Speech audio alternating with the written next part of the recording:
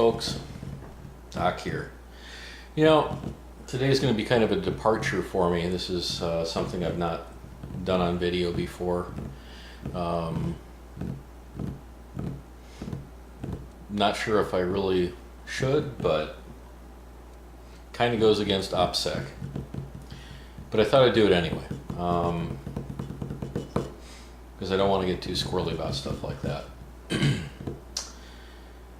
Not going to do any cooking today. There's not going to be a single bit of food on this tabletop, actually countertop, nor am I going to speak about food other than, well, I'm kind of hungry. But other than that, not going to speak about food today.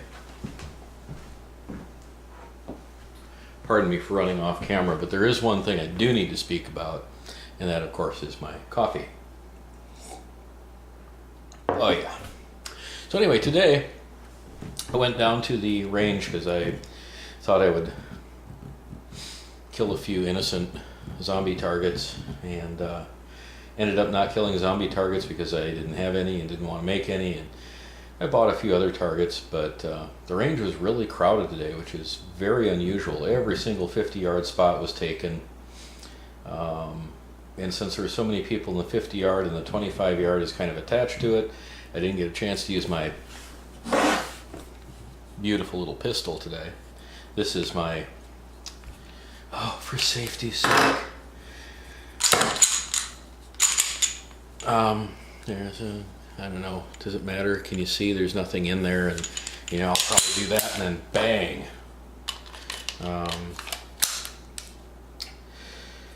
Safety is important, but people get squirrely about it too. This is my nice little XD 40 caliber. It's the service version, 4-inch barrel. I'm not an expert. It seems pretty accurate to me. In my hands, it's not terribly accurate because I haven't practiced enough. I would have taken care of a little bit of that today had it not been so crowded at the range. But the real reason I went to the range today was because my wife indulgently let me purchase a new toy. And that would be this. Oh my goodness, it doesn't even fit in the there we go. This is, see, it's empty. Nothing in it. Don't worry, I can't shoot you.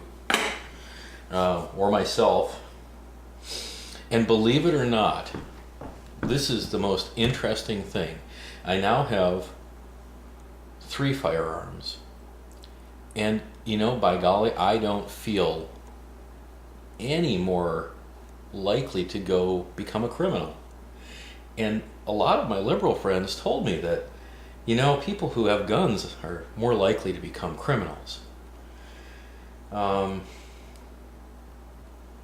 That just makes my head hurt. So anyway, this is my High Point 4095. It's a 40 caliber carbine, and I shot it for the first time today. And I have to tell you, I'm fairly impressed, but since I'm undereducated in this, perhaps it's really easy for me to be impressed. The gun cycled through surplus ammunition. It cycled through all the junk I put into it that I loaded myself. Not a hiccup, not a misfeed, not a misfire.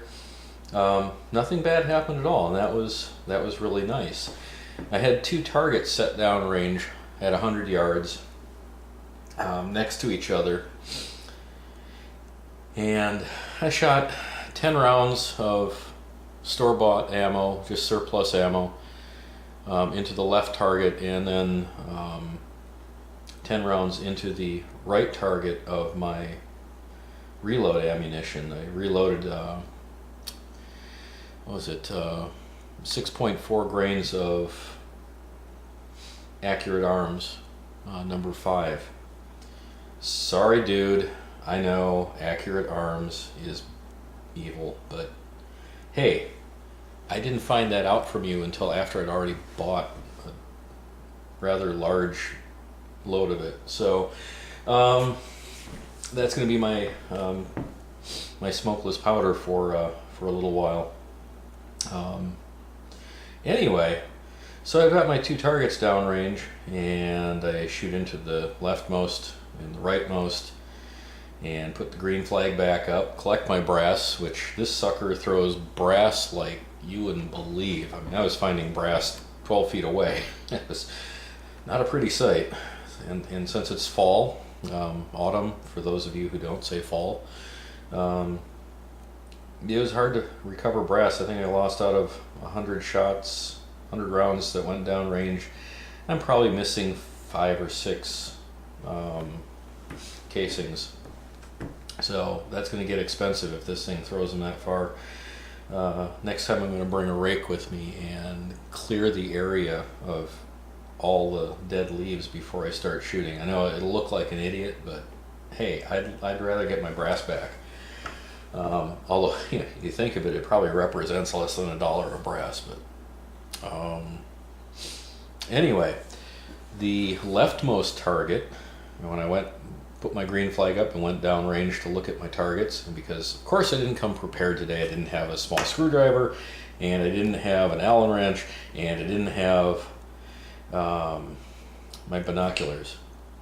So I had literally, every time I wanted to check on my shots, I had to go downrange, check the targets, and come back again. That was a real stupid thing, but we do stupid things sometimes. I only had 1 cup of coffee today. Give me a break.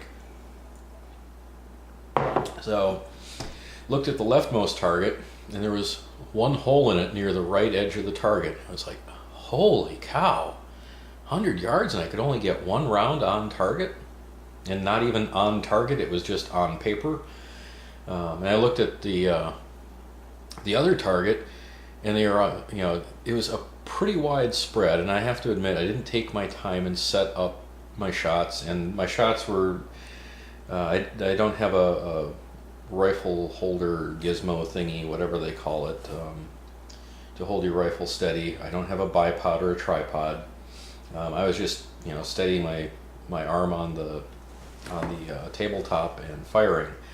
The rightmost target had a bunch of holes in it, spread from pretty much the top of the round target to the bottom of the round target, and all grouped over to the left side of the target.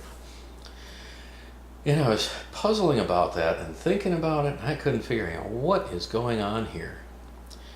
And so I went back and I decided I'm going to shoot to the far left side of the left target and see what happens.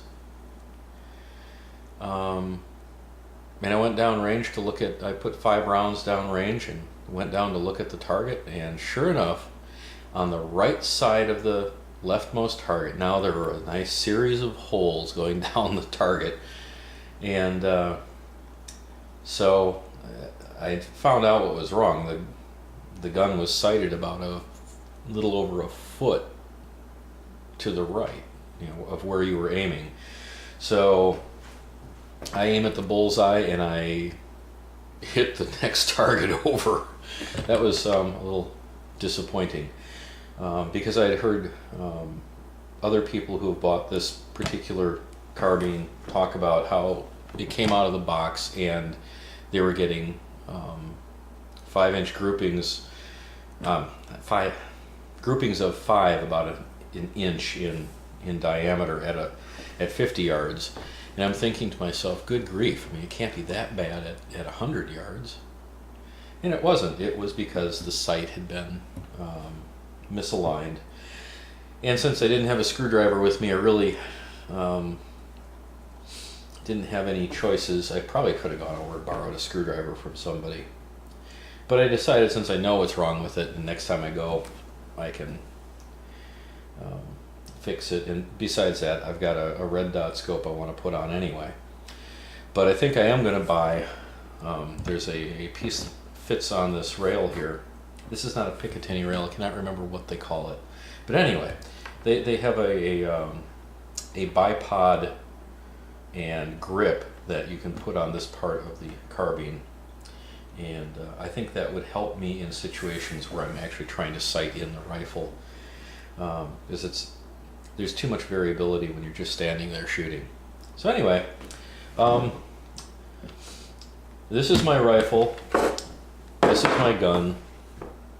Not really any of them are fighting unless I have to, and I doubt if I ever will have to. So being prepared is no sin, and I'm looking forward to putting some more ammunition downrange and seeing if I can kill some zombie targets. And hope you enjoyed the video. I know I'm not an expert. I can't explain things very well, but as a beginner, I hope that other beginners might see that there's nothing wrong with wanting to have weapons. There's nothing wrong with shooting them. The only thing that comes in that is wrong is when we use weapons against people, when they aren't doing anything against us. If they're doing something to harm us, then we have the right to protect ourselves in whatever way we see fit. Like they say, I'd rather be judged by a panel of 12 than carried in a box by 6 or 8 or whatever it is. So, hey, have a great day, folks. I hope you enjoyed this. I kind of enjoyed putting it together, but I wish I knew a little bit more about it so I could be a little bit more helpful to those of you who are new to this as well.